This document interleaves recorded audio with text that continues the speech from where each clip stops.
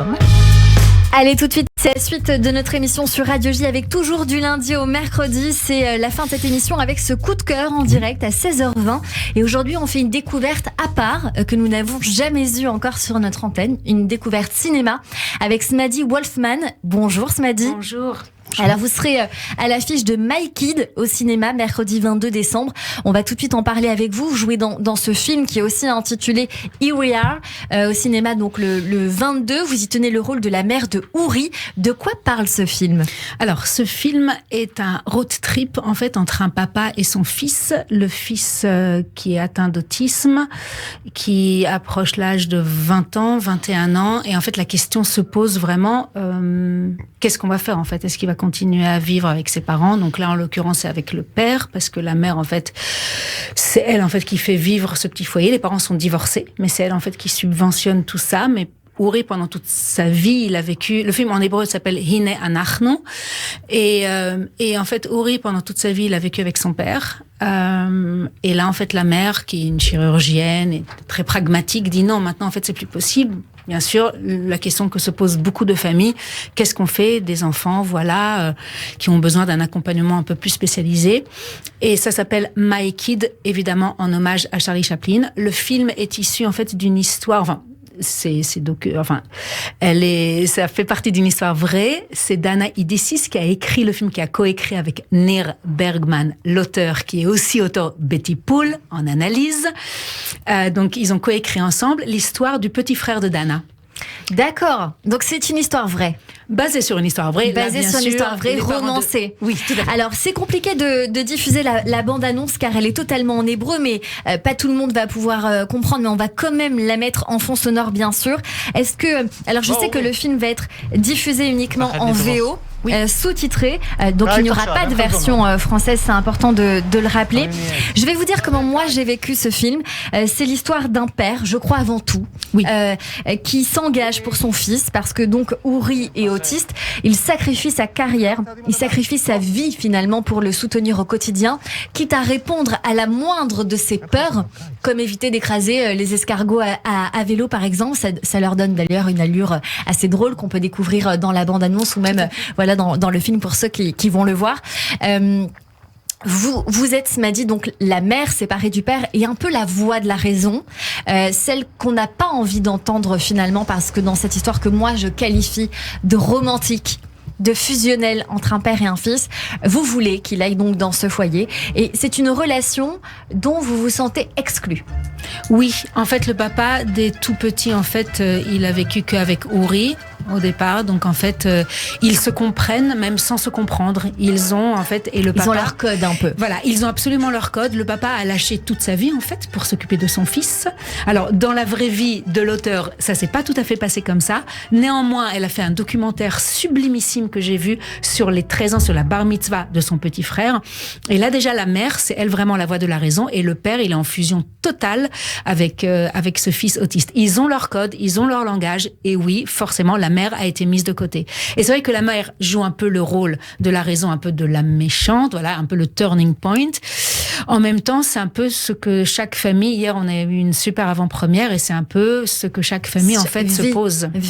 Et la complexité qui font que parfois dans ces histoires, les couples se déchirent ou se séparent, que ce soit même dans les cas de fausses couches ou quand c'est compliqué d'avoir un enfant, c'est difficile au quotidien et dans ces situations-là où l'enfant vient un peu se mettre au milieu, ou la volonté d'avoir cet enfant et la difficulté. Alors dans ce film, j'y reviens, Ouri adore Charlie Chaplin, il adore les DVD, il aime jardiner, il aime ses poissons, Yoni, Aaron et Daniel.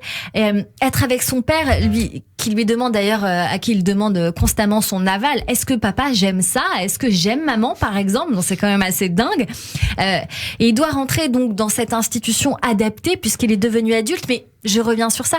Est-ce que au départ, et je crois même dans la continuité du film, on ne sait pas qui a le plus peur d'y aller. Est-ce que c'est le père ou est-ce que c'est le fils qui a peur que son fils, le père qui a peur que son fils s'en aille? Évidemment. Donc, Nir Bergman, hier, à l'avant-première, on lui a posé des questions. Il a dit que d'abord, c'est un film sur la paternité. Voilà. Évidemment. C'est être parent. C'est quoi aujourd'hui être parent? Il a raconté hier, Nir, pendant l'avant-première, que lui, il a des jumeaux.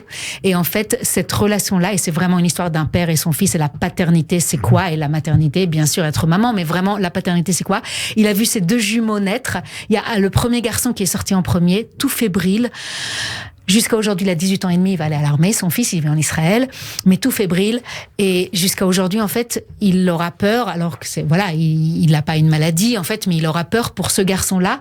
Alors que vraiment, la fille, elle est sortie 45 minutes plus tard, armée à la vie, complètement prête. Et Nir a raconté hier, le metteur en scène, comme quoi, lui, c'était sa connexion par rapport à cette histoire et à ce film. Et comment du moment où on est papa, maman, en fait, oui, on doit être absolument dans cet état d'esprit-là, quoi. Qu'est-ce qu'on va faire? Comment on va faire de notre enfant? Et surtout, bien sûr, quand c'est face à cette maladie-là et à 20 ans, ils doivent aller dans une institution, oui ou non. Par contre, ce que je veux dire sur le rôle de la mère, elle fait un super boulot. Elle fait un super boulot parce qu'au départ, oui, c'est un peu la méchante. Enfin, la méchante, c'est un peu la voix de la raison, comme vous dites. Mais à la fin, il est vrai qu'elle va tellement voir, en fait, cette fusion entre le père et le fils qu'elle va redescendre de ses certitudes, en fait. Elle va dire, non, mais peut-être c'est toi qui as raison, peut-être c'est avec toi qui va être heureux, peut-être c'est avec toi qui va être bien. Ce qui est magnifique aussi, c'est qu'on voit vraiment Israël, mais à travers en fait le regard du film de Charlie Chaplin, parce que le gosse ça autiste, commence comme ça d'ailleurs un peu. Ça commence comme ça, et ça c'était le frère de l'auteur. Il était fou amoureux de Charlie Chaplin et The Kid, bien sûr. Et donc en fait c'est un leitmotiv pendant tout le film, et on voit en fait le film à travers en fait ce petit écran-là, Israël aussi, à travers ce petit écran-là et les yeux en fait du fils autiste. Absolument. Ça nous donne très envie d'y aller, d'aller voir ce film. Moi je le conseille parce que c'est un film où il y a beaucoup de tendresse.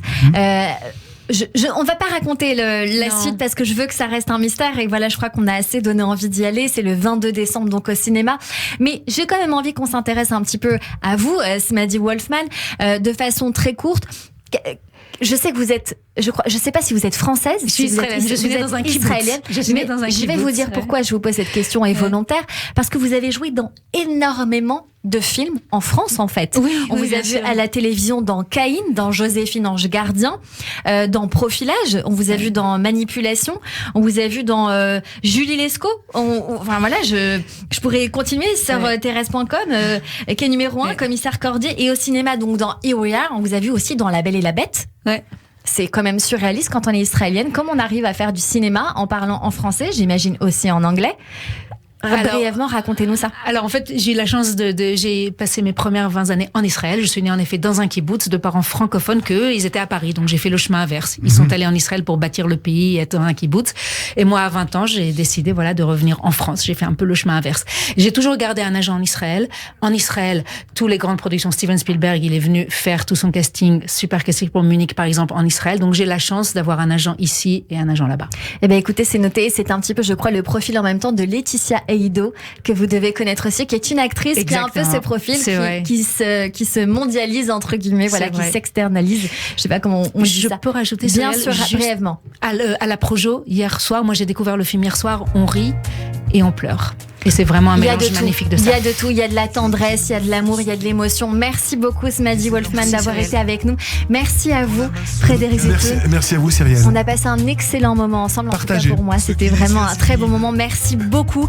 On vous retrouve le 19 décembre au Café de la Danse. On est complet. Et donc très vite, on est complet, mais j'imagine qu'il y aura certainement d'autres dates après. C'est la volonté, en tout cas la vôtre. On le souhaite. Et puis en même temps, on lance l'information pour votre album J'aimerais. On est en train d'écouter le titre En mieux.